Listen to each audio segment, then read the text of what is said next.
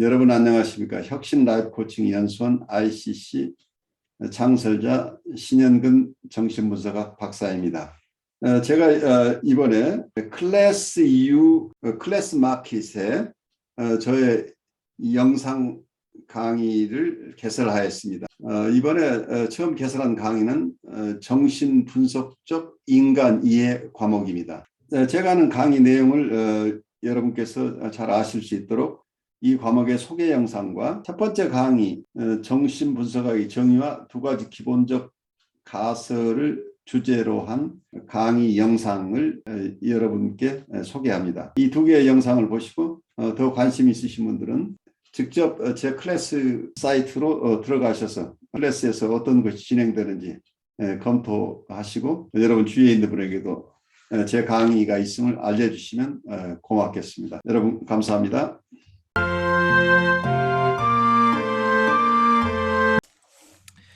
정상적 초자아는 이상적 자기상과 이상적 대상상을 통합한다. 현실적 자기상과 그렇게 통합된 이상적 자기상 간의 긴장은 자아와 초자아 간 긴장이 된다. 그러나 병리적 나르시시즘 내담자는 이상적 자기, 이상적 대상 및 현실적 자기상 간의 융합으로 인해 초자아를 통합할 수 없다. 왜냐하면 이 말을 알아들 수 있을까요? 이 말이 굉장히 중요한 얘기죠. 정상적인 초자, 우리가 보통 초자라고 하는 건 여기서 이제 초자 이론이 조금 어려운 이유가 초자의 개념 속에서는 사회적인 기준이라는 소셜 놈이라고 하는 어떤 기준, 보통 부모님이 아이들에게 가르치는 이것은 해서는 되고 안 된다고.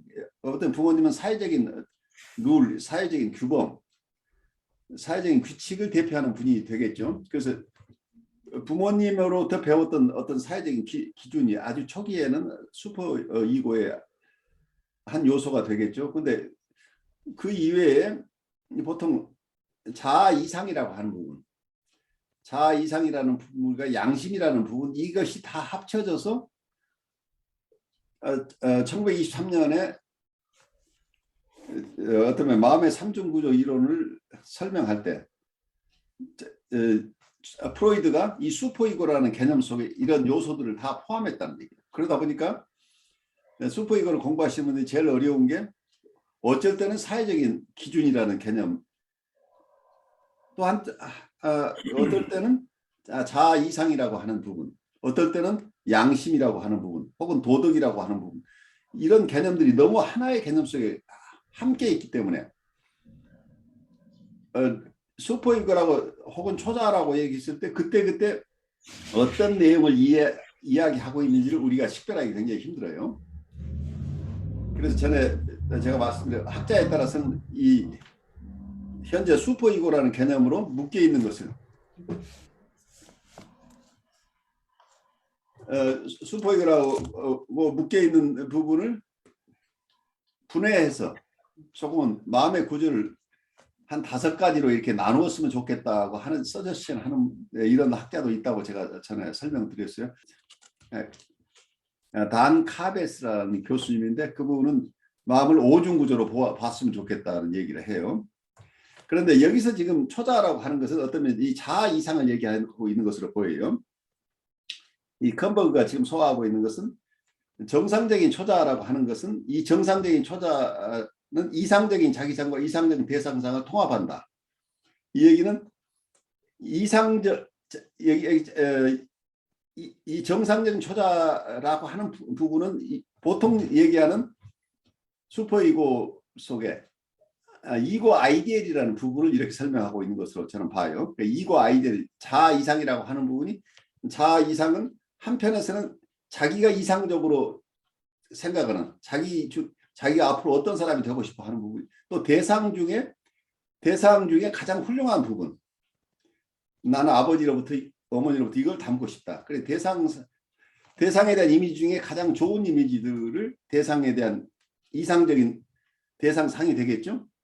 그 이상적인 대상상과 이상적인 자기상을 합친 것이 어떠면은 통합해서 어린 시절에는 자아와 대상을 잘 구별하지 않고 있기 때문에 자아와 대상을 합한 개념을 여기서 자아 이상 이고 아이디얼이라는 개념으로 우리가 묶으면 좋겠어요. 그럼 이고 아이디얼이라고 이걸 해석을 하면은 보통 얘기하는 우리를 비판하고 판단하는 이런 슈퍼이고라는 그런 개념보다는 자아 이상이라는 개념을 보면 정상적인 사람은 자아 이상이라는 거가 슈퍼이고 속에 포함된다는 얘기죠. 그래서 정상적인 초자라고 얘기를 하는 거예요. 정상적인 초자라는 것이 보통 크게 나눠서 세 가지로 나뉘는데 그중에 자아 이상 부분이 있는데 자아 이상은 내가 이상적으로 생각하는 나의 모습 그리고 또 대상이 가지고 있는 아주 좋은 것 그래서 이런 것들 나의 좋은 것 그 대상이 가지고 있는 좋은 것들만 합친 것 그래서 앞으로는 난 정말 이런 사람이 되고 싶어 그렇다고 이 자아 이상이라는 것은 현재의 자기가 아니고 앞으로 내가 되고 싶은 자기죠. 그래서 어쩌면 발달 심리적으로 보면은 우리는 원래 이고 사이칼 쪽에서는 자아와 나와 나 아닌 것이 원래는 합쳐져 있었다고 보는 부분이기 때문에 이런 이 자아 이상 부분에서도 왜 대상상이 함께 끼어드느냐는 얘기를 우리 할 수 있겠죠. 자아와 대상 이미지 자체는 아주 어린 시절에는 어쩌면 구별해낼 수 없는 것이기 때문에 이상적인 자아상이라고 이상적인 대상상 이 전부가 어쩌면 하나의 동일한 것으로 우리가 귀결될 수 있다고 봐요. 이런 구성학에 따라서는 각각 다르겠지만 제가 볼 때는 그래서 이 자아 이상이라고 하는 것 속에는 이상적인 대상상과 이상적인 자기상까지를 포함해서 이거 자체가 자아 이상이라고 한다면 이것이 정상적인 자아 이상이고 이게 슈퍼이고의 정상적인 슈퍼이고가 된다는 거죠. 그 슈퍼이고 속에서 나는 앞으로 이런 훌륭한 사람이 되고 싶어 라가 이런 개념이 있다고 한다면 그 훌륭한 사람이 되기 위해서 나는 지금 나의 현재 셀프, 나의 리얼 셀프나 트루 셀프나 액츄얼 셀프라고 우리가 보통 학자들이 여러 이름으로 부르는데 실제 나는 아직은 거기에 미치지 못하고 있다는 자각이 있죠. 그래서 이고하고 슈퍼이고 간의 텐션이 있다는 얘기, 이게 정상적인. 나는 이 슈퍼이고가 제시하는 이 이상, 자아 이상을 이루어야 될 책무가 있는 거죠. 그렇지만 지금은 이 자아 이상이 다르다는 것을 알고 있는 거죠. 그래서 이쪽에서는 건강한 텐션이 있다는 얘기예요. 그러니까 여러분들이 아마 중학생이나 고등학교 되면서 나는 이런 사람이 되고 싶어 하고 이상적인 내 모습을 그려보고 있었다고 하는데 이건 건강한 자아 이상이죠. 그래서 여기에서는 착실하게 한 발 한 발 이 자아 이상을 향해서 노력하는 인간상이 이 속에 숨어 있어요. 그래서 건강한 모습인데 이 두 번째 얘기는 병리적 나르시시즘은 아까 첫 번째 것은 건강한 나르시시즘이에요. 두 번째는 현실적인 자기상과 그렇게 통합된 이상적 자기상 간의 그다음에 그러나 병리적 나르시시즘 대상 내담자는 이상적 병리적 내담자는 여기서 병리적 나르시시즘 내담자는 이상적인 자기, 이상적 대상 및 현실적 자기상 간의 융합으로 인해 초자를 통합할 수 없다. 이 얘기가 현실적인 자기, 셀프 레프레젠테이션, 셀프 이미지 속에 자기의 현실적인 자기상 속에 이미 이상적인 자기상과 이상적인 대상상이 이 속에 통합되어 버렸다. 그래 자기 속에 이미 앞으로 되고자 하는 내가 이상적으로 되고 싶어 하는 나의 모습이 이미 실현됐다고 보는 거죠. 그렇게 느끼고 그렇게 생각하는 거라는 얘기예요. 그래서 이게 그랜디오스 셀프가 된다는 얘기예요. 거대 자기가 이미 일어나 버렸어요. 그렇기 때문에 이건 앞으로 달성에 대한 초자가 없다는 얘기. 자아 이상이 없는 거죠. 왜냐하면 이미 셀프가 이 상태를 이미 이루었다는 거잖아요. 자기 셀프 안에 현실적인 셀프 이미지 안에 이상적인 자기상과 이상적인 대상상이 다 이 속에 포함되어 버렸기 때문에 이렇게 만들어진 셀프가 그랜디오스 셀프 거대 자기인데 거대 자기는 이걸 현실 자기하고 동일시하고 있기 때문에 내가 앞으로 이루어야 될 게 없다는 얘기예요. 이미 나는 이루어졌다죠.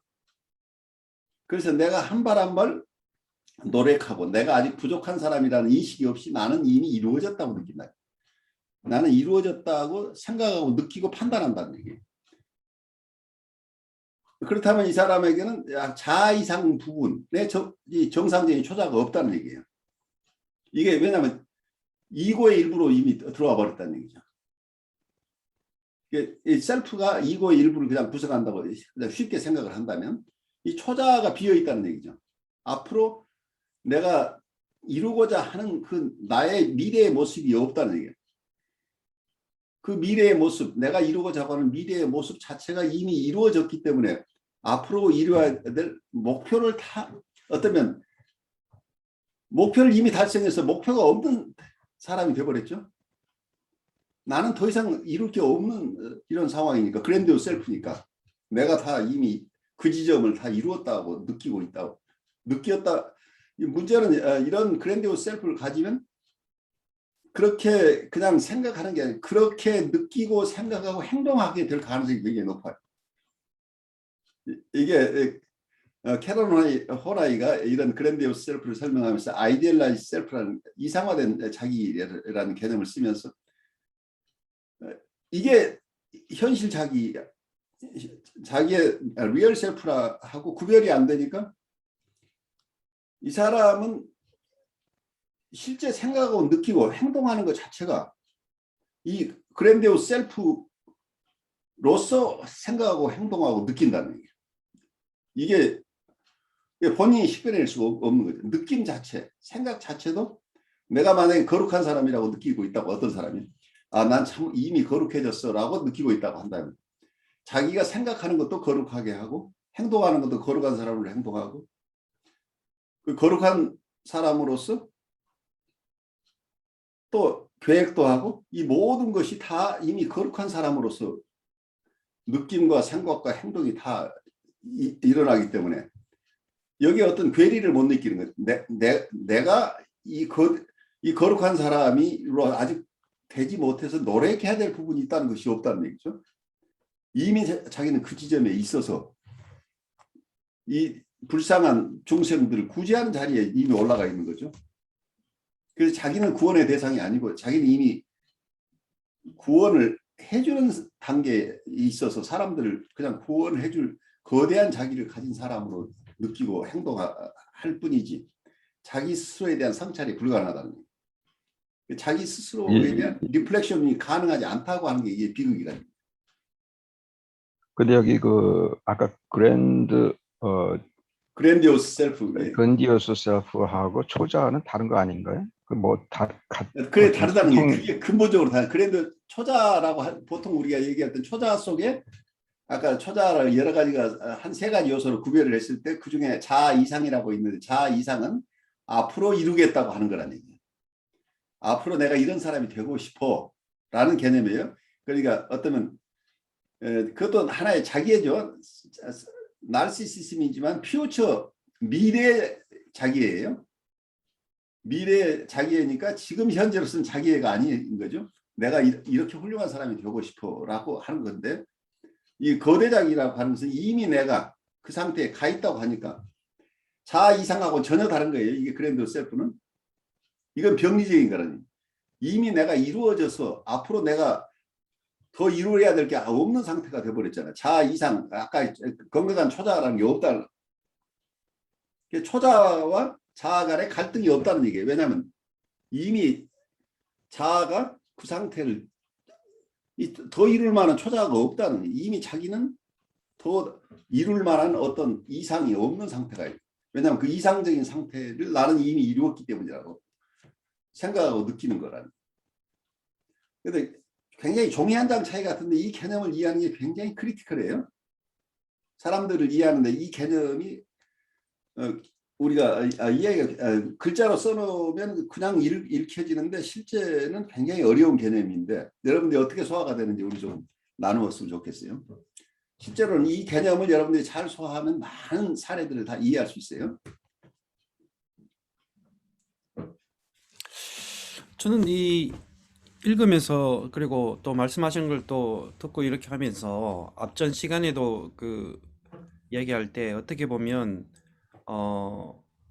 그 연결되는 게 어릴 때 어떤 부모로부터 어떤 부모든지 보호해주는 어떤 대상으로부터 적절한 돌봄이나 그 사랑을 받지 못했을 때 이렇게 어떤 이런 병리적인 나르시시즘이나 그랜디어스 셀프가 형성될 수 있다라고 하는 부분에서 또 반대로 생각해 보면 교수님 네. 혹시 이게 어떤 초자아와 또 자기상 간의 융합으로 인해서 통합될 수 없다라는 이 말이 어떻게 보면 어린 시절이나 어떤 적정한 시기에 외부의 어떤 자기 것이 아닌 또 다른 외부 대상의 것이 들어와서 이 사람이 이렇게 병리적으로 되지도 않는가라는 질문이 생기거든요. 그러니까 외부 대상이 이 사람의 이고를 점령해 버릴 수도 있는 거죠. 네. 이 사람 그러니까, 셀프가 네. 그냥 자기 트루 셀프인데 식민지 지배 세력이 들어왔어요. 네네. 그 자기 마음을 이 사람의 이 대상이 점령을 했어요. 근데 그 사람이 굉장히 힘센 사람이에요. 왜냐하면 이미 자기를 침해하고 있으니까 굉장히 힘센 사람이잖아요. 그러면 이 사람하고 관계에서 살아남는 방법은 내가 이 사람하고 같다고 느껴야 되잖아요. 음, 대항할 수가 없는 세력이기 때문에 자기를 거기에 동일시할 수밖에 없게 되겠죠. 네. 그래서 말하자면 그 힘센 대상상과 자기가 같다고 느낀다는 여기서 이미. 예, 그러니까 그게 이제 제 생각으로는 그 트루 셀프는 어떻게 보면 저 무의식 속으로 밑바닥으로 가라앉아 버렸고, 가라앉아 있는 거죠 사실. 예. 근데 그 가라앉은 빈 공간을 채우는 게 예를 들면 이제 그랜디어스. 엄마를 예상으로 들었을 때 그렇죠. 엄마가 이 어린 아이에 대해서 바라는 엄마의 어떤 대리만족, 엄마의 이상상이죠. 어떤 거. 내 이상상이 음. 심어져서 이게 그랜디어스 셀프가 형성되지 않을까 이런 쪽으로 가지 않을까도 한번 얼핏 생각이 들고. 그러니까 이론 구성하기 나름이에요. 네네. 지금 이 얘기는 어떤 캐롤라나의 개념하고 가까운 개념이에요. 네네네. 어떤 현실 자아를 포함해서 그랜디오 셀프가 됐다고 하는 것은 어떤 면에서는 컴버그의 독특한 개념이에요. 네. 다른 학자는 그렇게 얘기를 하지 않고 이상적인 자기상이 그냥 자아 이상으로 머물지 않고 그 이고 아이디어라는 개념, 이건 자아 이상이라고 하는 것은 미래의 어떤 내가 되겠다고 하는데 아이디얼라이트 셀프라는 개념을 이와 다른 개념으로 쓰면 이상화된 자기가 되어버리면 이걸 또 어떤 학자는 이상화된 자기라는 개념보다는 아이들라이스드 셀프, 그러니까 아이돌이라고 우리가 얘기하죠. 우상, 자기를 우상화 작업이 일어나 버린다. 자기를 우상화하거나 자기를 이상화한다고 한다면 그거 자체가 트루 셀프하고 여기에서 트루 셀프하고 충돌이 일어난다고 보는 이런 이론 구성도 있다는 얘기예요. 그러니까 컴버그의 설명 방식이 꼭 하나의 옳은 방식은 아니에요. 캐런 오나이 같으면 이 리얼 셀프와 아이디얼라이 셀프 간의 충돌이 일어난다고 보는 거죠. 이게 병리적이라는. 그래서 이 아이디얼라이드 셀프라고 하는 이게 어떤 이런 개념 자체 이걸 초자라고 한다면 이 초자 개념이 결국은 이 이상화된 자기라고 하는 것은 현실 자기를 바라볼 때 그 리얼 셀프, 트루 셀프를 만약에 만나게 되면 그러니까 이상화된 자기 혹은 우상화된 자기는 결코 자기의 참모습을 보고 싶어 하지 않는다는 얘기예요. 액츄얼 셀프를 보고 싶어 하지 않는데 그래도 자기 안에 어디인가 숨겨져 있어 어느 순간은 이걸 만나는 순간 절망을 느낀다는 거예요. 그래서 이때 이 이상적인 자기가 아이디얼라이스드 셀프 혹은 우상화된 자기가 트루 셀프나 리얼 셀프를 공격하는 현상이 심각한 우울로 온다고 보는 거죠. 그래서 미묘하게 캐런 호나이의 설명 방식과 이 컴버그의 설명 방식은 달라요. 컴버그는 이 현실 자기와 이게 융합한다고 보고 있는데 그렇게 설명할 수도 있지만 경우에 따라서는 이 현실 자기, 이 거대 자기가 현실 자기를 만나는 법을 설명하는 것에는 실패할 수밖에 없잖아요. 이미 포함되어 있다고 하는 영구히 이 사람은 자기를 바라볼 수 없다고 하는 이런, 왜냐하면 여기서 원문대로 본다면 병리적인 자기 아이디얼 셀프하고 아이디얼 아브젝트하고 액츄얼 셀프 이미지가 이게 겹친다고 보는데 개념상으로 생각해 보면 아이디얼 셀프, 아이디얼 아브젝트 이미지 그리고 액츄얼 셀프 이미지가 이게 같이 겹쳐서 그랜디오스 셀프가 된다고 이렇게 본다면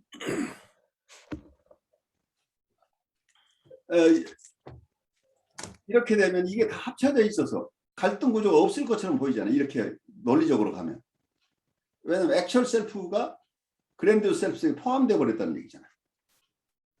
그렇다면 이분은 계속해서 그랜디오스 셀프로 살 뿐이고 자기 액츄얼 셀프를 만날 가능성이 없는 것처럼 보이잖아요. 이 이론대로 하면. 컨버그 이론으로 잘 설명해낼 수 없는 부분이 사각지대가 있다는 얘기예요. 캐런 호나이가 앞서 설명했던 방식은 아이디얼라이즈 셀프라고 하는 것이 이상화된 자기가 형성이 되고 나면 리얼 셀프나 트루 셀프하고 만났을 때 이 이상화된 자기가 자기를 공격하는 사태가 발생한다. 그래서 심각하게 그러니까 이상화와 자기 평가자라가 이게 번갈아 일어나는 현상을 설명하는 데는 어떤 캐런 호나이의 설명 방법이 더 탁월하다고 보여요. 이 컨버그의 설명보다. 그러니까 초심자적인 설명 방법인데 컨버그 방식으로 설명할 수 있는데 컨버그가 이상화된 자기가 이 현실 자기 이미지와 이상적인 자기 이미지, 대상의 이미지 다 합쳐서 그랜드 셀프가 됐다고 이렇게 설명하는 것이 이런 굉장히 파워풀한 설명 방법이긴 한데 그런데 그러면 이분들은 자기 액츄얼 셀프를 만날 가능성은 없느냐 하는 부분에서는 대답하기 힘들죠. 추심리학적으로. 왜냐하면 이 3자가 세 가지가 다 뭉쳐 있다고 한다면 이것과 대비될 그와 다른 액츄얼 셀프가 밖에 존재하지 않기 때문에 이분은 정말 아무 갈등이 없는 것처럼 느낀다. 근데 방어라고 하는 것은 완벽한 방어가 없어요. 대부분의 경우에는 방어에 성공하지만 방어가 실패하는 경우들이 생기는데 그런데 그랜디오스 셀프가 결국은 더 이상 지탱하지 못하고 다시 분해된다 이렇게 설명할 수도 있는데 설명하는 방법이 그래서 액츄얼 셀프를 분해된 모습으로 볼 수 있다 이렇게 설명하는 아티피셜한 방법이 있을 수는 있겠는데 캐런 호나이 방식대로 얘기를 하면 그게 조금 더 부드러워요. 이상화된 자기가 자기인 줄 알고 살고 있는데 어느 순간 긴장이 생기면 자기의 참모습을 보기 시작하면 그때 절망감을 느낀다. 그래서 이때 이상화된 아이디얼라이즈 셀프와 리얼 셀프 간의 갈등 국면이 조성된다. 그래서 이제 이런 경우에 심한 우울도 발생할 수밖에 없게 된다. 그래서 이상화된 자기를 쫓아가는 데는 항상 또 디밸류에이션이 함께 따른다. 아이디얼라이제이션과 디밸류에이션이 함께 오는 것은 임상에서 내담자와 관계에서만 일어나는 게 아니고 자기 안에서 일어난다. 자기가 대단한 것처럼 느끼다가 어느 순간은 자기의 비참한 모습에 자기를 보게 된다는 겁니다. 그래서 이걸 초심리학적으로 설명하는 방법이 아까 대표적인 게 지금 캐런 호나이 방식을 제가 하나 설명을 드렸고 여기서는 컨버그가 설명하는 방식인데 두 가지 다 여러분들이 적절하게 사용할 수 있을 거예요. 그런데 어느 쪽으로 설명하는 게 여러분들에게 더 적절할지는 그때그때 생각해 보세요. 전 뭐 그 두 가지 다가 어떤 통합해서 봤을 때 더 효과나 어떤 설명이나 어떤 접근하는 게 더 이펙트가 있다고 생각하는데요. 한편 저는 드는 생각인데 흔히 우리 쉽게 볼 때 공갈빵이 있지 않습니까? 공갈빵 그렇죠. 근데 그래서 오늘 첫 번째 시간 방어라는 거 우리가 디펜스를 이야기하면서 연결되는 게 처음에 그것까지는 생각 못 했는데 하다 보니까 이 공갈빵이 딱 속은 비어 있지 않습니까? 그러면 그게 이 사람이 어떤 거대 자기가 형성되면 형성될수록 이 공갈빵의 사이즈는 커지는데 근데 그 방어를 제가 이제 연결된 게 방어라는 어떤 기제가 나왔을 때는 그 공갈빵 종류에도 겉이 굉장히 딱딱한 빵이 있거든요. 그렇죠. 커지면서 더욱더 견고하게 딱딱해지는 게 방어가 아닐까. 그렇죠. 예. 근데 속은 여전히 empty 돼 있고 비어 있고. 커지면 커질수록 비어 있는 공간은 더 넓어지죠. 네네네. 근데 그거를 이제 무너뜨릴 수 그 뭔가 외부의 공격이 오면 올수록 겉이 더 딱딱해져 가고 더 거대해져 가지 않을까. 그런데 어느 순간에는 그 딱딱함이 견디지 못해서 파손돼 버리겠죠. 네네. 그러면 이제 뭐, 터져 버리는 거죠. 네. 이제 그때 아까 좀 전에 교수님 말씀하신 그 박살나고 산산조각 났을 때 그걸 견디지 못해서 오는 그런 우울이라든지 그거는 굉장한 거기에서 오면 이런 병리적인 사람일 경우에는 이때 완전 엄청난 그 혼동과 혼란과 어떤 그것들이 복잡하게 일어날 수 있지 않을까. 치료의 현장에서 과연 이게 일어났다면 그 치료자도 그거를 감당할 수 있겠나 싶은 생각이 또 합니다. 그래서 이게 이 공갈빵이 터지는 것을 함부로 재촉해서 큰 사고가 나는 거죠. 네. 본인 스스로 조금씩 부드러워지다가 자기 스스로 구멍을 좀 내야 되는데 이걸 외부에서 이걸 터뜨렸다가 사고 나는 거죠. 그래서 이분들한테는 함부로 해석적인 접근이나 설명적인 방법이 위험하다는 얘기죠.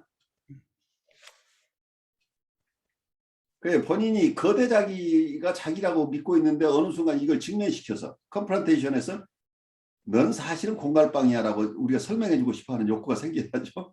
근데 그 설명을 했을 때 이 리스폰스가 어떨 것인가는 여러분들이 생각해 볼 수 있죠. 김도환 선생님 우리 얘기 들으면서 어떤 생각을 하세요?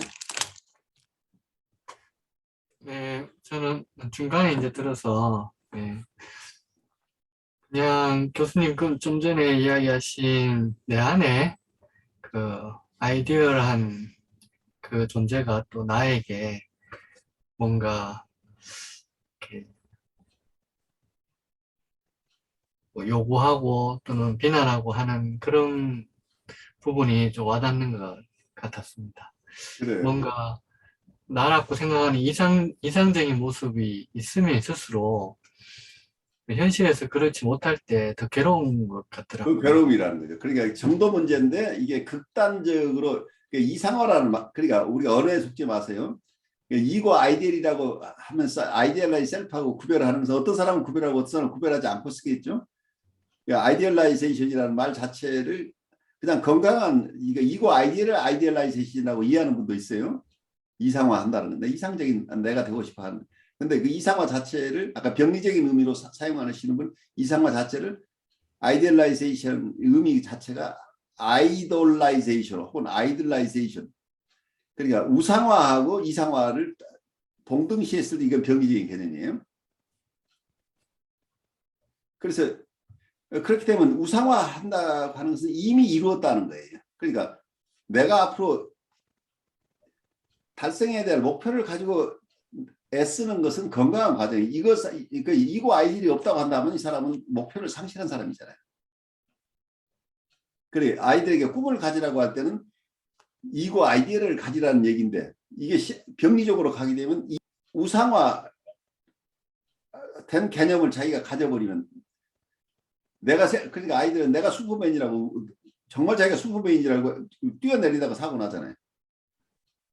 그러니까 이 그랜디오스 셀프가 자기라고 액츄얼 셀프나 트루 셀프라고 믿어버리는 순간 병이 돼버린다는 얘기예요. 그러니까 그래서 이걸 우상화 단계에 어느 정도까지 진입했느냐. 그래서 단순하게 앞으로 내가 이루고 싶은 소망, 내가 어떤 내 스스로 달성하고 싶은 어떤 목표를 가진 나의 모습, 내가 이상적으로 나는 어떤 사람이 되고 싶어 하는 이 목표라는 개념의 자아 이상이라는 개념으로부터 우상적인 자기 이미지하고 이 단계는 굉장히 다양하겠죠. 이게 하나 극단적일 때 우상화된 이미지고 아주 건강한 게 자아 이상인데 이 사이는 어떤 컨티니엄이라고 연속체라고 봐야 되겠죠. 그래서 이 극단적인 경우만 보지 말고 이 중간 지점에 어느 쪽에 편향되어 있는가를 좀 볼 필요도 있게 섬세하게 누구나가 이 두 극단을 가지고 있을 수 있는데 어떤 사람은 정말 심각해서 이제 거의 이런 상태가 이제 보통 편집 분열적인 상태에서 자기가 가장 좋은 자기 상이잖아요. 그랜디오스 셀프라고 하는 게 어떤 면에서는 PS 포지션이라는 이게 편집 분열적 자료라는 게 가장 나쁜 것과 가장 좋은 것 양자밖에 없는 거죠. 극단적으로 그러니까 가장 좋은 셀프. 근데 이게 판타시라는 얘기죠. 이 판타시가 딜루전이라는 얘기예요. 결국은 세상 사람은 다 알고 있는 자기만 모르고 있는 딜루전인 거죠. 망상이라는 얘기. 근데 사실은 망상을 가지고 세상을 혼란스럽게 하는 사람들이 옛날부터 많이 있어 왔죠. 그래서 이 망상의 세계, 그래 그랜디오스 셀프의 세계라는 것은 사실은 굉장히 파괴적인 영향을 미칠 수 있는 거기 때문에 여기에 대해서 개개인이 가지고 있는 이런 부분, 그리고 사회적인 상황 속에서 어떤 그룹 리더가 가지고 있는 이런 모습, 이런 것들을 우리가 세밀하게 봐야 될 부분이 있는 거죠. 이게 건강한 나르시시즘인지 병리적인 나르시시즘인지를 보는 것은 아주 크리티컬한 아주 중요한 어떤 식별이 될 거예요. 왜냐하면 244페이지 여섯 번째 줄이 있습니다. 왜냐하면 이상화 과정이 매우 비현실적이어서 그러한 이상화된 상들이 실제 부모의 요구와 공격적 초자아 전조를 응축될 수 없게 하기 때문이다. 또한 자아 구조의 부분적인 현실적 자기상은 초자아 전조와 병리적으로 응축되어 초자아와 자아 간 정상적인 분할을 방해한다. 어떤 초자아 요소는 금지하는 부모 요구와 같은 것으로 내재화되지만 이들은 왜곡되고 원시적이며 공격적인 특성을 갖게 된다. 왜냐하면 정상적으로 이상적 자기상과 이상적 대상상에서 오는 초자아의 사랑하는 측면과 통합되지 않고 따라서 이들에게 초자아의 사랑하는 측면이 없기 때문이다. 또한 다른 초자아 전조와도 통합되지 않기 때문에 대체로 공격적 원시적 초자아는 쉽게 편집적 투사의 형태로 재투사된다. 필자는 초자아의 원시적, 공격적 특성이 결국 강한 구강, 공격적 고착에 연유할 것이라는 사실을 강조하고 싶다. 성격적으로 자기애적 내담자는 환경의 도덕적 요구에 스스로 적응한다. 왜냐하면 순응하지 않으면 공격을 받을 것이라 두려워하고 그리고 복종이 영광과 감탄받는 것에 대해 지불하는 대가일 것 같기 때문이다. 그러나 반사회적 행동을 전혀 보이지 않던 내담자도 스스로를 사기꾼으로 생각하고 벌을 피할 수만 있다면 반사회적 행동도 할 수 있다고 생각한다. 또한 이들은 당연히 타인이 기본적으로 정직하지 못하고 믿을 수 없으며 혹은 단지 외적 압력 때문에 신뢰롭게 행동한다고 여긴다. 이러한 자신과 타인에 대한 개념은 전이에서 매우 중요한 역할을 한다. 여기서 잘 보시면은 여기서 도덕적 요구라고 표현하고 있는데 이 부분이 도덕적 요구가 아니란 얘기예요. 그러니까 컴버그나 보통 지금 정신분석 학자들, 이론가들이 슈퍼이거 속에 포함되어 있는 요소들을 정확하게 구별해내지 못하고 이 세 가지를 막 섞어서 쓰기 때문에 이 독자들이 굉장히 혼란스러워요. 여기 하시안 슈퍼이거는 도덕성하고는 전혀 상관이 없는 거예요. 그러니까 부모가 부당한 요구를 할 때도 부모의 부당한 요구도 슈퍼이거가 돼요. 그리고 이거 도덕하고 상관이 없는 거예요. 부모가 부정직한 사람이면 부정직한 얘기를 따라가는 것이 이 사람한테는 슈퍼이거예요. 그래서 슈퍼이거가 초자아가 강하다고 하는 것이 양심적인 것하고는 전혀 다르다는 얘기예요. 그런데 이론가들 자체가 이렇게 혼란스럽게 쓰고 있어요. 그래서 더 여러분들 혼란이 와요. 그러니까 사회적인 놈, 사회적인 규칙이라고 하는 것, 사회적이라고 하는 그 사회는 부모가 만들어낸, 초기에는 부모가 사회를 대표하는데 부모가 가진 가치 기준, 부모의 요구, 부모의 금지, 이게 하나의 초자가 형성된다고 보면 그 초자는 도덕성과는 상관이 없는 거라는 걸 이해를 하셔야 됩니다. 그 도덕성은 별개의 개념으로 우리가 봐야 됩니다. 컨션스의 문제.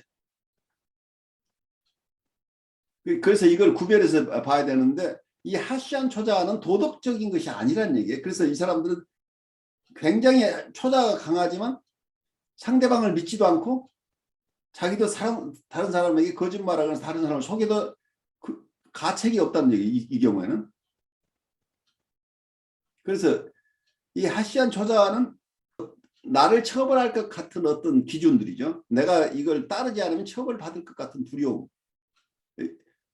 이게 어떤 초자인데 처벌받지만 않는다고 한다면 이 사람은 자기가 마음대로 행동해도 이 초자하고 상관이 없어지는 거죠.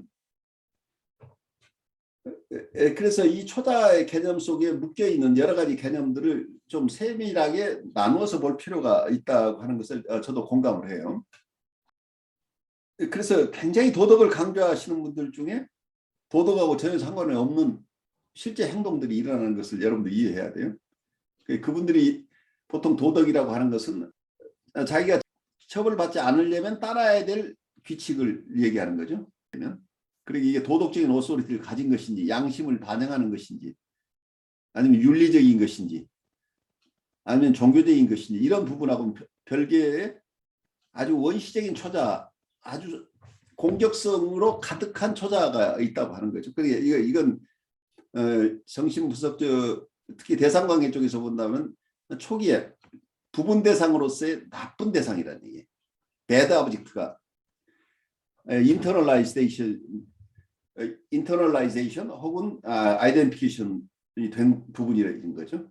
그래서 부분 대상 관계가 부분 대상이 자기 안에 제가 봤을 때 그냥 심플하게 나쁜 퍼스큐터리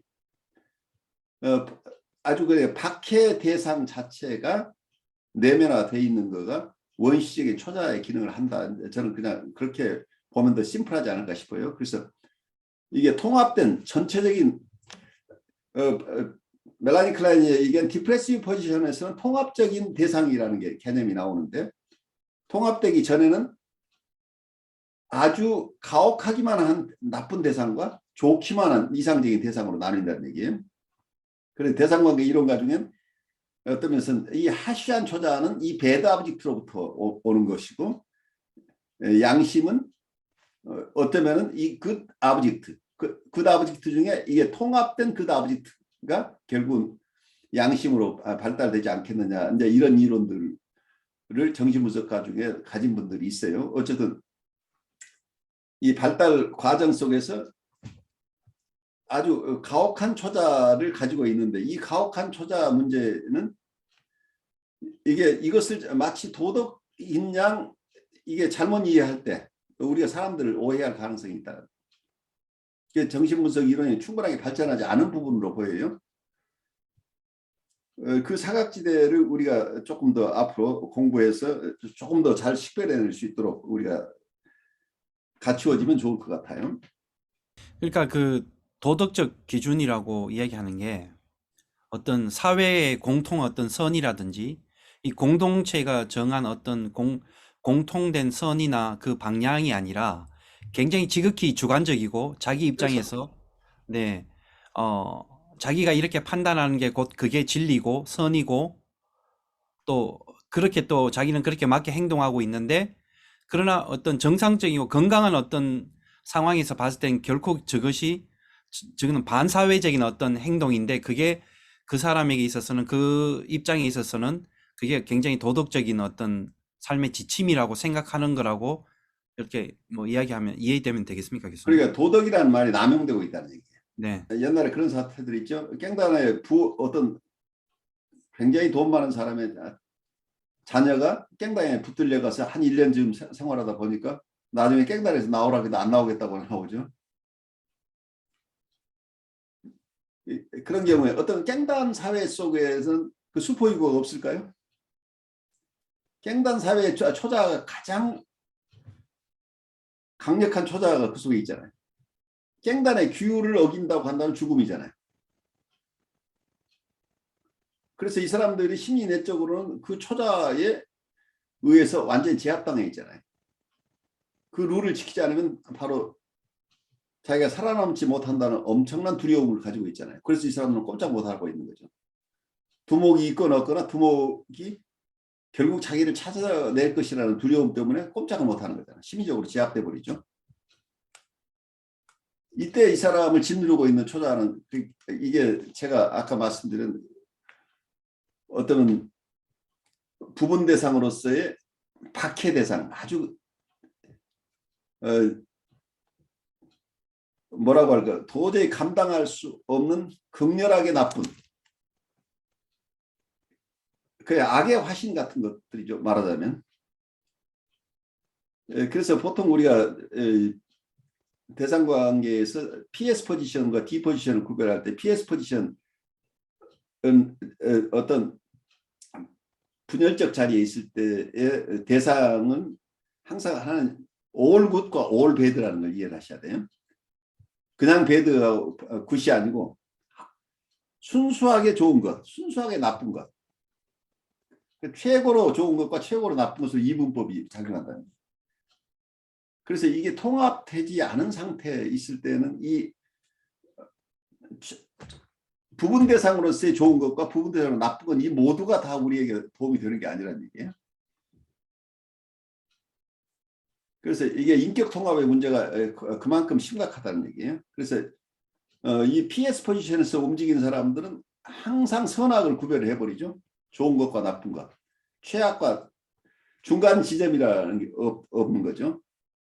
저 사람에게 좋은 점과 나쁜 점이 있다고 하는 부분을 인정하기보다는 저 모습으로 봐서 저 사람 나쁜 사람, 이 사람은 좋은 사람, 이 이분법밖에 없다는 거예요. 이게 이분법의 사고 속에 우리가 머물러 있는 한은 우리는 PS 포지션에 있는 거죠. 편집 분열적 자리에서 계속 있는 거고, 인간을 품어낼 수 있는 사랑의 얘기, 대상관계 얘기는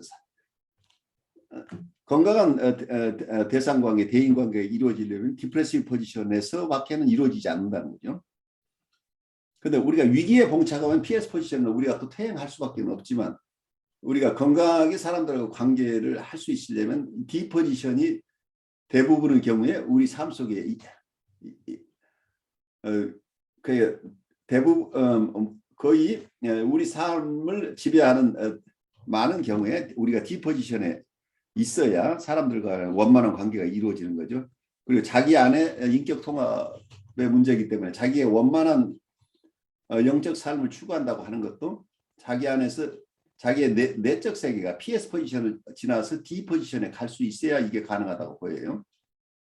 이상적 자기, 이상적 대상 및 현실적 자기상을 방어적으로 융합한 결과 중 하나는 외부 대상뿐 아니라 내재화된 대상상의 비하와 파괴이다. 실제로 이 과정은 외부 대상에 대해 내재화된 표상이 없다는 것까지 가지도 않는다. 따라서 이러한 상황에서 산다는 것은 아마 불가능할 것이다. 타인에게서 감탄과 사랑받기를 원한다는 것은 타인이 최소한 외적뿐 아니라 내적으로도 약간 살아 있어야 한다. 남은 내재화된 대상 표상은 실제하지만 생명 없는 그림자 같은 사람의 특징을 가지게 된다. 필자가 보고 있는 내담자는 매우 빈번하게 타인, 특히 이상화되지 않는 사람을 생명 없는 그림자나 꼭두가시로 경험한다. 이 내담자가 의존하고 있는 것처럼 보이는 이상화된 사람은 언제나 과장된 자기 개념을 투사한 것으로 드러난다. 자기에 대한 이상화된 표상, 타인이라는 그림자, 앞으로 보게 될 두려운 적이 이런 내담자의 내적 세계에 존재하는 것 같다. 자기애적 내담자는 타인과 관계를 레몬을 짜고 찌꺼기를 내버리는 것처럼 순전히 착취적으로 경험한다. 이들에게 타인은 짜낼 수 있는 잠재적 음식이 안에 들어있는 사람이거나 아니면 이미 비어버려 가치 없는 사람으로 여겨진다.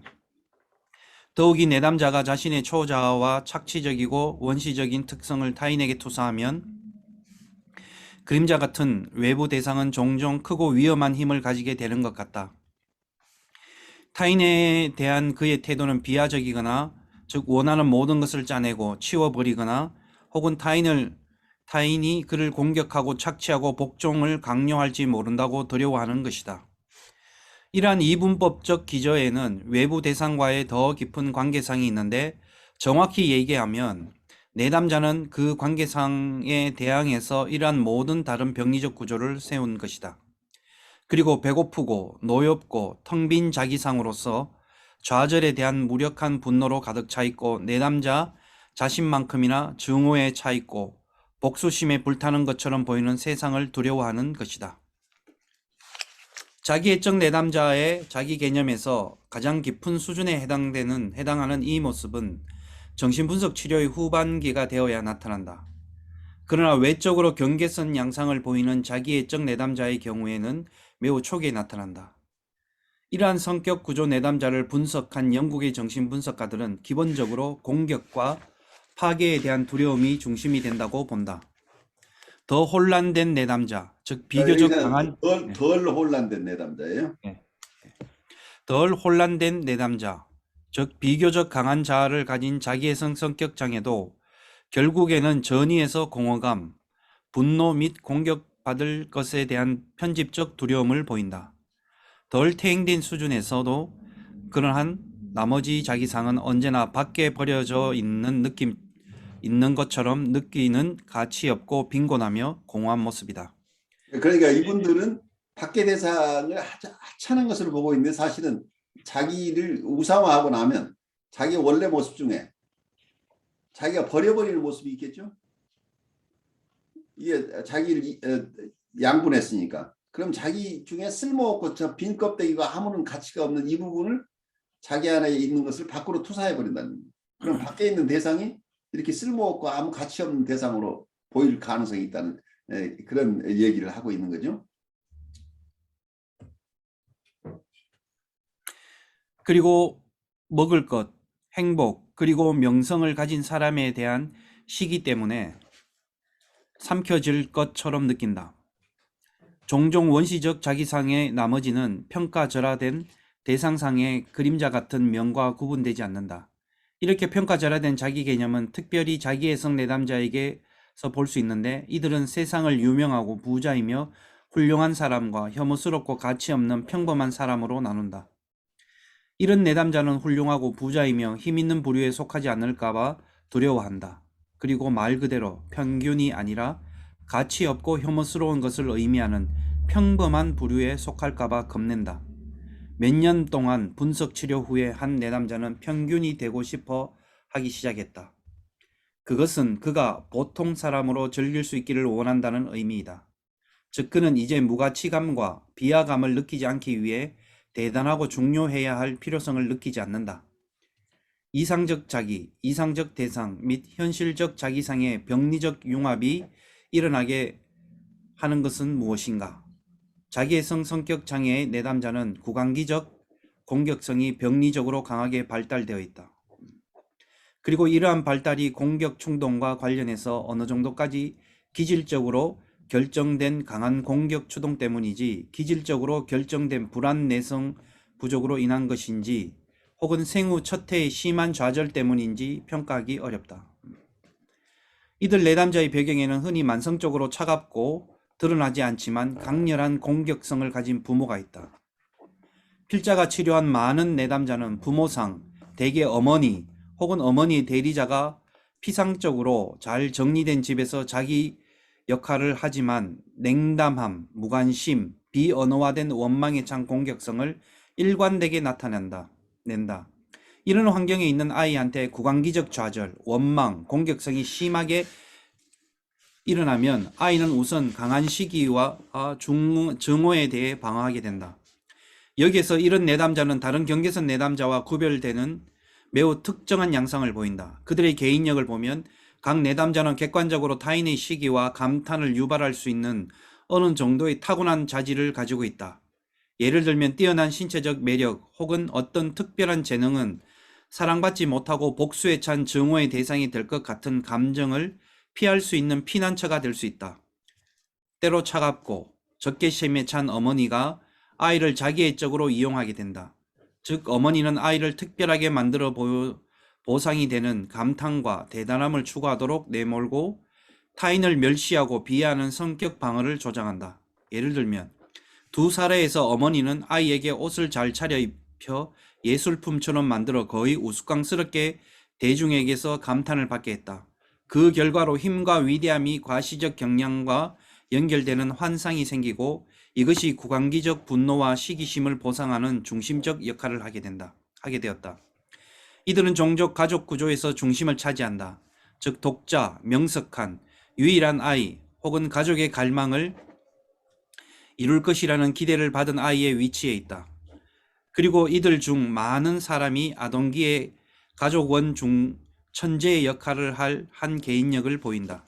우선 여기까지 들으시면서 오늘 혹시 자유현상 되는 게 있으면 잠깐 나누고 가죠. 저는 여기서 느껴지는 게 어떤 그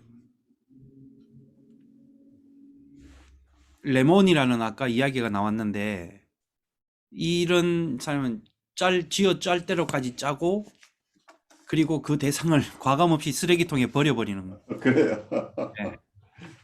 그러면서 사람을 대할 때 자기 필요이고 자기 욕구의 충족을 위해서 사람을 만나고 대하고 그리고 또 그 사람에 대한 어떤 애정과 돌봄과 어떤 신실한 어떤 관계를 맺는 것이 아니라 항상 도구와 필요가 나한테 내 니드에 이 사람이 충분히 채워줄 수 있는가 그리고 그 채워주기까지 그 사람에게 굉장한 어떤 달콤하고 사람에 따라 다르겠지만 때로는 어떤 사람은 다정하게 다가가서 포섭하기도 하고 또 그 자기가 가지고 위치에서 힘으로 포스로 그걸 당겨내기도 하는 그렇게 드러나기도 하는 이런 것들이 있고 그러면서 제가 보면 이게 참 오늘 굉장히 잘 여기 큰버그가 잘 오랜 임상 경험을 통해서 그래요. 그대로 잘 드러냈다 생각하는데 저 또 느낀 것은 너무나 공통적이라는 거죠. 이런 부분에 있는 사람들이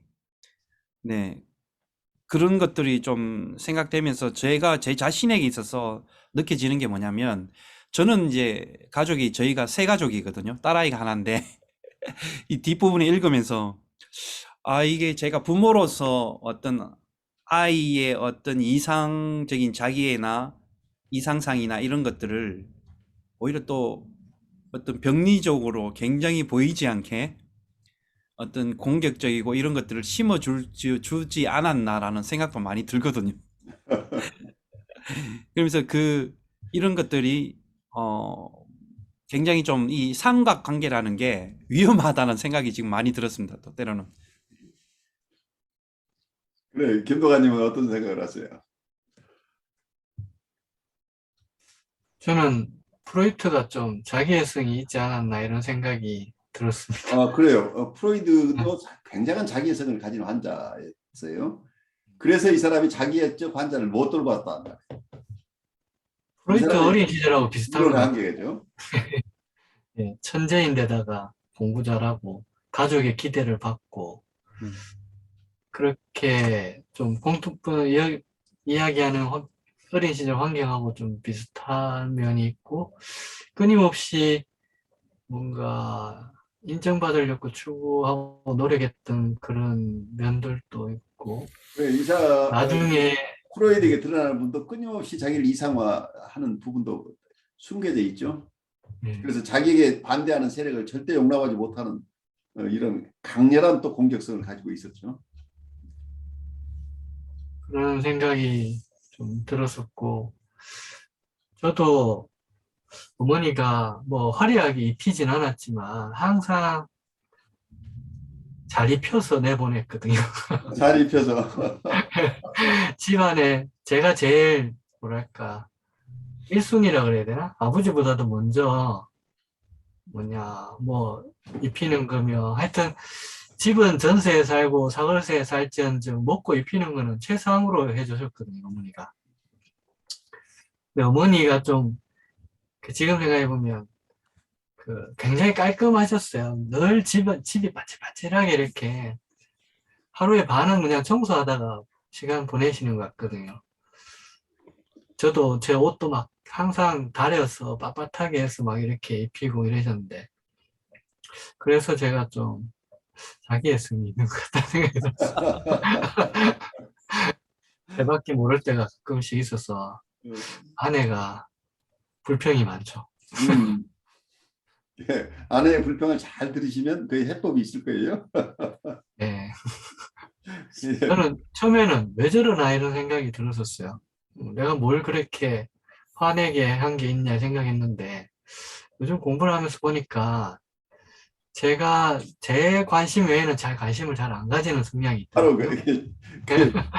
그걸 깨친다는 게 어떤 평생의 과업이에요. 예. 그래서 지금 이제 늦게나마 인간이 좀 돼보려고 노력을 하고 있습니다.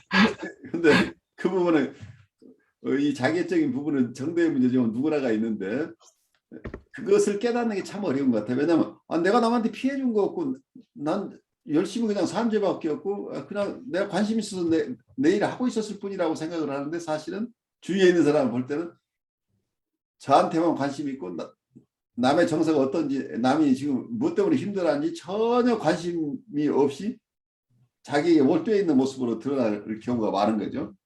근데 자기는 남에게 피해를 주지 않았다고 생각을 하고 있죠. 대부분. 근데 주위에 있는 사람은 결핍을 느끼게 되잖아요. 그렇게 되면. 저도 그런 게 저는 저희 집에서 제가 막내거든요. 막내인데 형하고 누나하고 나이 차이가 조금 저는 있기 때문에 근데 제가 늘 느끼고 자랐던 거는 형과 누나 사이에서 저는 항상 공격받았다고 생각하고 그렇게 자랐거든요. 어떻게 보면 나이 차이도 좀 있기 때문에 그들 관계 속에서 저를 끼워주지 않는 어떤 그것 때문에 굉장히 제가 불만을 많이 토로했던 것 같거든요. 그런데 이제 그 김동완 선생님도 말씀하셨는데 근데 저는 굉장히 제 자신은 그래서 어떻게 보면 피해를 많이 당한 쪽이다라고 생각하면서 한편으로는 그래서 그런지 내가 좀 사람들한테 배려하는 것이 좀 많지 않을까 오히려 이런 좀 이상한 쪽으로 생각을 좀 많이 했는데 어느 순간인가 아내가 저한테도 하는 말이 굉장히 저는 어떤 자기중심적이다라는 말을 저한테 많이 좀 지적 아닌 지적식으로 그러면서 왜 아이한테는 어떤 당신의 생각만을 그렇게 관철하려고 하느냐 라는 이런 것들을 저한테 많이 이야기를 했거든요. 근데 내가 그런 부분이 있나라는 생각할 정도로 그렇게 한번 그 이야기 들을 때마다 조금 제 속에서 괜히 또 방어가 또 드러나서 욱하는 마음이 또 생기기도 할 때가 있죠. 욱하는 마음이 생기죠. 근데 네네. 그게 어떤 면에서 자기에게 가장 가까이 있는 사람이 제일 중요한 애널리스트예요. 왜냐하면 그 피해자이기 때문에 워낙 계속 피해를 보고 있는 피해자의 뭐라고 할까요? 피해자의 진술만큼 정확하게 자기를 비춰주는 게 없다는 얘기예요. 그런데 다른 세상 사람들은 잘 몰라요. 왜냐하면 스치는 시간이 잠깐이기 때문에. 그리고 우리가 많은 경우에 방어를 하기 때문에 위장된 모습이 드러나서 잘 몰라요. 그런데 가족 간의 관계에서는 방어벽이 낮아지잖아요. 자기 원래 성향, 원래 모습대로 그냥 비춰지니까 방어가 없는 원래 그 모습이 그대로 나오는 거죠. 그러니까 어떤 캐릭터로 어떻게 지금 살고 있는지가 적나라하게 자식이나 어떤 배우자한테는 이걸 숨길 수가 없다는 얘기예요. 그래서 존경을 강요할 수 없는 거예요. 왜냐하면 너무 속속들이 알고 있어서 방어가 안 돼요. 그러니까 부족하면 부족한 대로 그냥 가족 성원들 간에 그것을 내가 이걸 위장하려고 애쓸 필요 없어요. 아무리 위장해도 위장이 안 되는 거니까 있는 그대로 서로 수용하는 이런 과정이 중요하겠죠. 그러면서 부족한 부분에 대한 지적이 있으면 그 부분 가지고 내가 조금 성찰하면서 조금씩 이제 개선해 나가는 과정이 중요하죠. 근데 시간이 걸리죠. 그게 왜냐하면 편한 대상들이기 때문에 거의 성찰하지 않고 대할 가능성들이 굉장히 높죠. 그냥 느끼는 대로 그냥 행동할 가능성이 있다는 얘기죠. 우리가 외부 대상을 만날 때는 그래도 조금 위험한 대상들이니까 내가 조금 살피면서 대하게 되는데 친밀한 대상일수록 우리의 원래 성향이나 우리가 가지고 있는 소망이나 어떤 판타시대로 행동해 버리니까 주위에 있는 분들이 피해를 특히 가까운 친구나 가족 간의 관계에서 스트레스풀을 할 가능성이 있어요. 우리가 이런 부분을 잘 성찰하지 못하면. 그래서 옛날부터 그런 말이 있죠. 경이원지라는 말이 있죠. 공경하는 사람일수록 조금 멀리 떨어져서 관계를 맺으라는 얘기가. 공경하는 사람 너무 가까이 가게 되면 모든 것이 다 보여서 공경할 게 없어요. 그래요. 우리가 처해 있는 상황을 누군가가 비춰주고 있다고 한다면 그분들은 나의 중요한 거울들이에요. 근데 내 모습이 이상하게 비친다고 해서 거울을 깨버릴 생각하지 마세요. 거울은 중립적인 거라는 걸 이해하세요. 그러니까 내가 머리를 단정하게 빗고 내 모습을 추스리지 않고 이 거울 이게 형편없어 가지고 다른 거울로 대체하겠으라고 거울을 깨부신다고 해서 내 모습이 달라지지 않는다는 거죠. 필자는 이러한 관찰이 전체를 설명한다고 생각하지는 않는다. 그러나 이상적 자기, 이상적 대상, 자기 방어적 융합이 작용하며 그것이 자기 감탄, 타인 비하, 그리고 모든 실제적 의존성의 부정에 매우 효과적이라는 점은 분명하다. 이 내담자의 가장 큰 공포는 누군가에게 의지하게 되는 것이다. 이들에게 의지한다는 것은 증오와 시기하게 되는 것이고 스스로를 이용당하고 혹사당하며 좌절될 위험에 노출시키는 것을 의미한다. 치료 과정에서 이들의 주요 방어는 분석가에게 의지할 가능성에 대항해서 가동되고 의지한다고 느끼게 되면 즉시 초기 아동기의 위협이 되었던 상황으로 되돌아간다. 굉장히 중요한 임상적인 관찰이죠. 여기서 이상적인 여기서 이상적인 자기, 이상적인 대상, 자기상 방어적 그래요. 이상적 자기, 이상적 대상, 자기상의 방어적 융합이 작용하게 되면 이게 그랜디오스 셀프가 드러나게 되면 그것이 자기 감탄, 타인 비하 그리고 모든 실제적 의존성의 부정에 매우 효과적이라는 점. 그래 다른 사람에게 의존할 필요가 하나도 없어지잖아요. 자기가 거대자기가 됐으니까.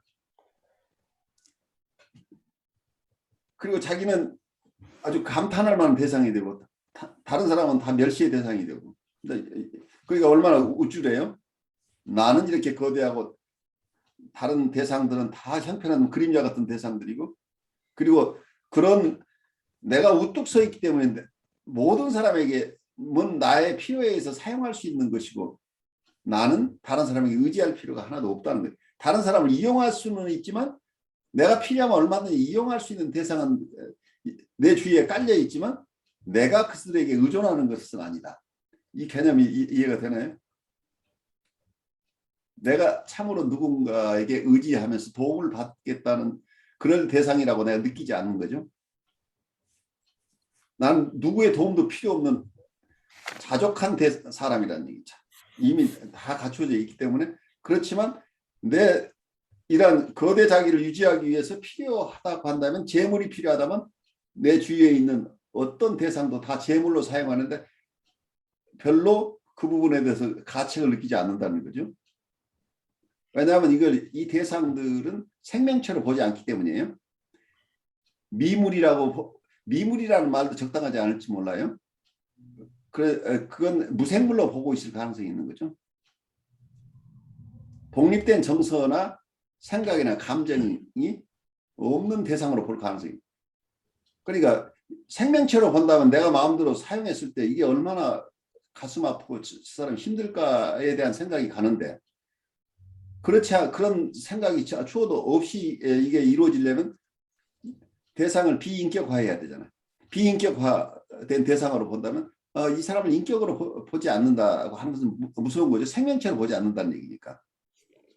이 사람을 나의 필요를 위해서 이 사람을 희생시키더라도 그냥 내가 어떤 물건을 사용한 거, 내 소모품을 사용한 것일 뿐이지 내가 생명체나 사람을 내가 이용한 것이라는 느낌이 없다는 얘기죠.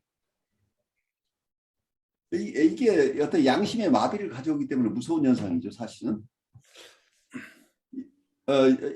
이게 뭐라고 할까요? 사람들 머니플레이션하고 자기 용도로 우리말이 적절하지 않은데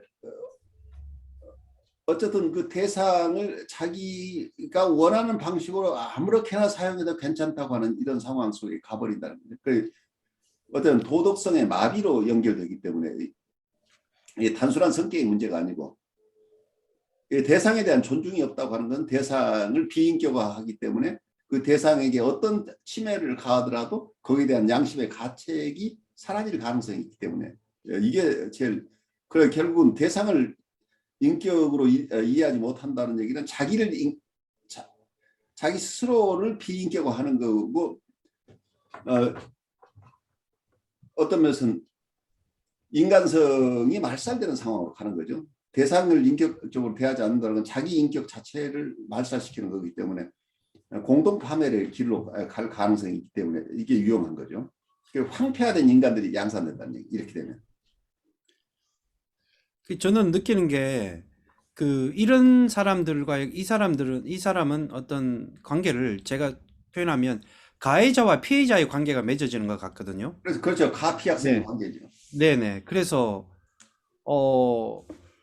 예를 들면 연인 관계라 할지라도 사랑이라는 이름으로 표장됐지만 그 안에 늘 뭐 가시가 도사리고 있는 것이고, 그래서 가해자에 의해서 연인이지만 사랑하는 대상이지만 그 사랑이 늘 가해자에 의해서 공격당하고 또 그 어떤 기체적으로 거기에 대해서 저항하거나 방어할 수 있는 사람이 약하면 늘 피해자의 입장으로 어떤 이렇게 관계를 맺어는, 그게 부모와 자녀가 아니랄지라도 부부 관계를 할지라도 이런 게 되더라고. 그 정상적 교수님 말씀하신 것처럼 우리가 인격과 인격과의 관계가 맺어지는 게 아니라 저는 느끼면서 이제 보면서 느끼고 경험해보는 것들이 가해자와 피해자의 어떤 이런 관계로 계속 형성되고 맺어져 가는 것 같더라고요. 네. 그러니까 이게 어떤 면에서는 굉장히 어려운 부분이에요. 이게 이제 세이디즘이나 메소키즘 단계로 이렇게 설명이 될 때는 묘한 게 사랑이라고 하는 것. 리비도하고 어그레션이 묘하게 섞이면서 섹슈얼라이제이션이 어그레션을 통해서 일어나는 경우도 발생하죠. 그러니까 어그레션과 섹슈얼라이제이션은 어떤 부분에서 성애적인 것과 공격적인 것이 일정한 부분 다 섞여 있긴 한데 아주 심각한 병리적인 경우에는 만족을 공격성을 통해서 얻기 때문에 대상을 참혹하게 공격함으로써 어떤 성애를 만족시키는 이런 어떤 성도착증 환자까지 생길 수 있다는 게 이렇게 되네요. 그러니까 어떤 대상을 파괴하면서 쾌락이 막 일어난다는 그 쾌락을 이게 리비도적인 쾌락으로 보면 이게 성애적인 것으로, 그러니까 원시적인 정서로 느끼는 사람은 이게 성애적인 것도 대상 파괴에서 오는 성애적인 만족을 얻을 수 있다고 하는, 이건 극단적인 성도착증이 발생할 수도 있는 거죠. 그래서 이런 현상들은 굉장히 무서운 부분이죠. 인간이 어디까지 갈 수 있느냐 문제예요. 우리가 쾌락 추구라고 하는 이 본능적인 혹은 역동적인 부분만을 그냥 우리가 허용해 버린다고 한다면 어떤 현상이 일어날 것인가 하는 어려움들이 생기죠. 요즘 그 인기 끌었던 오징어 게임이 생각이 나는데 그래요. 그게 대중들에게 인기를 끄는 이유가 있는 것 같고 좀 우리 현대인의 그걸 보여주는 좀 약간 암울한 현실인 것 같기는 그게 해요. 암울한 우리의 정서 상황들을 표출하고 있다고 볼 수 있죠. 그러니까 극단적인 세이디즘이 깔려 있잖아요. 네. 그런데 그 속에서 엄청난 쾌락을 대중은 맛보고 있잖아요. 제가 어릴 때는 그게 놀이였는데 네, 그 놀이를 이상하게 지금 변모시켜 놓고 있는 거죠. 근데 네. 자본주의가 좀 사람들을 자기의 성으로 많이 몰아가는 듯한 느낌이 있어서 저 또한 마찬가지인 것 같고 가끔씩 그렇게 주판을 튕길 때가 있더라고요. 네. 모든 것을 다 효율적이라는 그거 안에 오늘 수업 듣다 보니까 그게 참 가만히 멍하게 있어서는 안 되겠다 이런 생각도 들고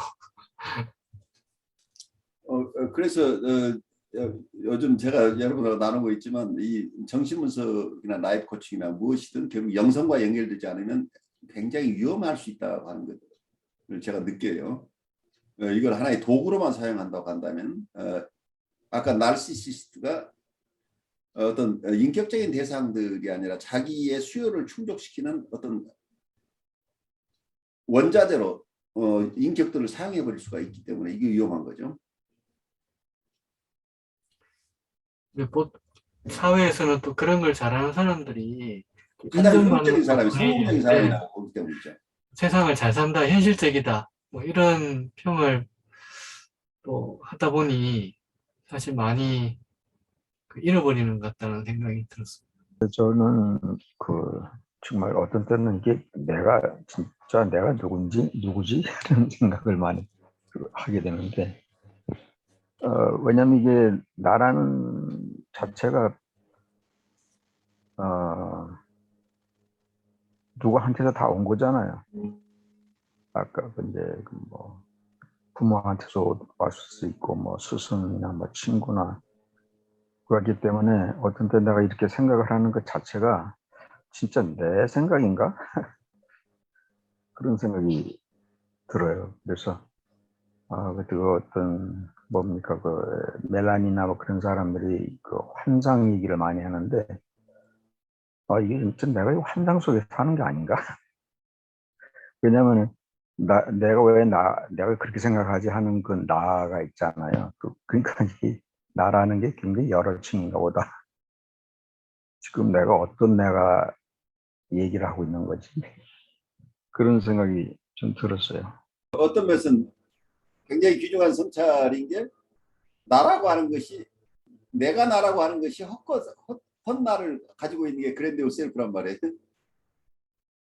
내가 참나라고 하는 얘기, 리얼 셀프나 트루 셀프, 실제 자기를 자기가 아니라고 생각하고 있는 한 우리는 어떤 비인격화가 될 가능성이 있잖아요. 내가 아닌 상대니까 헛것이 나라고 믿는 거니까 내 트루 셀프 입장에서는 나는 비인격화된 나를 사는 거가 되잖아요. 결국 그렇게 되면 내가 아닌 모습으로 살고 있다가 하면 내가 망령 들려서 살고 있다, 내가 귀신 들려 살고 있다는 얘기로 우리가 중세식으로 표현할 수 있죠. 그 성경에도 보면 뭐 귀신 들린 얘기들이 많이 나오는데, 그 귀신 들리는 사람들이 자아 분열된 사람들 아닐까요? 바로 그거죠. 자기가 누군지 모르는 사람들이죠. 이게 귀신이잖아요. 근데 자기의 트루 셀프로 살지 못한다는 얘기는 자기가 아닌 것으로 살고 있기 때문에 이게 귀신이잖아요. 그리고 귀신을 멀리 찾을 게 없어요. 우리 많은 귀신들과 같이 살고 있어요. 우리가 안 믿는 사람들 우리가 죽으면 귀신 된다고 그러니까. 근데 죽기 전에 이미 귀신으로 살고 있는 거죠. 우리가 다 귀신이에요. 그래서 귀신이 아닌 사람으로 돌아가는 것을 우리가 어떻게 잘 알 것인가 이슈죠. 그래서 저도 느낀 게 금방 말씀하신 생각되면서 맞는 표현인지 모르겠지만 불교적인 의미를 인용해 봤을 때 마음을 잃어버린 삶이 어쩌면 우리가 귀신 들린 사회나 자본주의적 사회 속에서 마음을 잃어버린 것, 또 때로는 어떤 영적으로 본다면 영혼을 잃어버린 어떤 이런 시대적 상황이 우리를 어떤 이런 병리적인 어떤 이런 모습, 거대 괴물로 만들어가고 있는 게 아닌가. 오징어 게임이나 여러 가지 다 보았을 때도 그런 것 같습니다. 그러니까 어쩌면 물신이 우리를 네. 지배하고 있는 거죠. 그러니까 자기는 사라졌고 물신만 자기 안에 있다거나 물신이 자기를 지배한다고 하는 것은 우리가 귀신 들려서 살고 있다는 얘기가 되는 거죠. 이게 컨슈머리즘이라고 하는 게 어떤 물신주의의 극단이죠. 물건을 가장 이상적인 것으로 보는 거니까 인간성을 중심에 두고 있지 않는 사람들이죠. 재산을 많이 가진 것, 재물을 많이 가진 것, 호화 아파트를 가진 것, 그거 자체가 성공의 척도가 돼 있으니까. 그래서 사람다운 사람이라는 것이 별로 의미 있는 것으로 느껴지지 않고 있다고 한다면 우리의 삶이 황폐화된 삶으로 가고 있다는 얘기죠. 지금 드는 이제 생각이 평범하게 사는 게 참 쉽지 않다. 라는 생각이 들었고, 나는 평범한 것에 만족을 하고 있는가를 계속 한번 질문해 봐야 되겠다는 생각이 들었습니다. 뭔가 계속 특별하고 싶은 마음이 아직도 있는 것 같네요. 그래요. 평범하다는 얘기는 우리가 우울적 자리에 있다는 얘기죠. 어떤 건강의 신호죠. 평범하다고 하는 것은 우리가 극단적으로 좋거나 극단적으로 나쁜 게 아니고 우리가 우리의 장점과 약점을 함께 가지고 살고 있는 것을 우리 스스로 수용한다고 하는 거죠. 그 평범함 속에 인간성이 숨겨져 있는데 이 평범한 것을 파괴해서 이걸 PS 포지션으로 가고 싶은 욕구가 끊임없이 있죠. 나는 절대적으로 훌륭한 사람이 되고 싶은 욕구들이죠.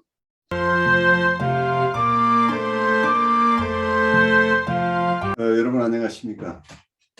저는 신현근 정신분석학 박사입니다. 저는 뉴욕에 있는 혁신 라이프 코칭 연수원의 창설자이며 운영자입니다. 그리고 한국에 있는 한국임상정신분석연구소 공동소장으로서 정신분석가들 양성에 주력하고 있습니다. 여러분과 함께 공부할 과목은 정신분석적 인간 이해입니다. 이 과목에서는 정신분석학의 정의와 두 가지 기본 가설, 즉 무의식에 대한 인식과 그리고 심리적 결정론에 대해서 여러분과 함께 나누고 인간을 이해함에 있어서 가장 중요한 우리의 욕동 혹은 본능에 대한 이론 그리고 우리의 마음의 구조에 대한 이야기들을 하게 될 것입니다. 이를 기반으로 원본능과 자아를 어떻게 구별할 것인가 그리고 자아는 어떻게 발달하는 것인가 그리고 자아와 원본능 간의 갈등이나 대립이 있을 수 있는데 이 자아가 스스로를 방어하는 여러 가지 기능이 있는데 이 자아가 가지는 방어 기제들은 어떤 것인가 하는 얘기를 나누면서 자아의 발달에서 가장 중요한 대상관계를 어떻게 이해할 것인가 그리고 대상관계가 발달함에 따라서 초자아가 발달하게 되는데 초자아의 발달 과정과 그 기능에 대해서 여러분과 함께 나누고 그리고 정신분석이 무의식의 세계를 기반으로 하기 때문에 실수와 재치 그리고 꿈에 대해서 함께 공부하겠습니다. 그리고 정신분석학이 심리학 전체를 다루는 일반 심리학이긴 하지만 연원적으로 정신병리 측면에서 발달되어 왔습니다. 그래서 정신병리론에 대해서 우리가 공부하고 정신적 갈등이 정신병리에 영향을 미치긴 하지만 또한 정상적인 발달 과정에서도 정신적 갈등은 큰 영향을 미치기 때문에 이 정상적인 정신 기능과 정신적 갈등에 대해서 알아보고 그리고 우리가 태어날 때 이고나 혹은 셀프라고 하는 자아나 자기를 가지고 태어났는지에 대한 논쟁에 대해서 여러분과 알아보도록 하겠습니다. 그리고 저는 정신분석에는 다양한 학파들이 있는데 이 다양한 학파들을 각각 독립된 것으로 보지 않고 다양한 정신분석들을 정신분석이라는 큰 틀 안에서 통합해야 내야 될 필요가 있다고 봅니다. 그래서 통합적인 정신분석이 왜 필요한가 하는 얘기를 우리가 나누게 되겠고 그리고 정신분석 자체가 영성과는 어떤 관계에 있는지 우리 인간 발달을 중심으로 인간을 이해한다고 할 때 정신분석과 영성과는 불가분의 관계에 있다고 봅니다. 이런 다양한 측면들을 여러분과 함께 공부할 수 있기 바랍니다. 여러분 감사합니다.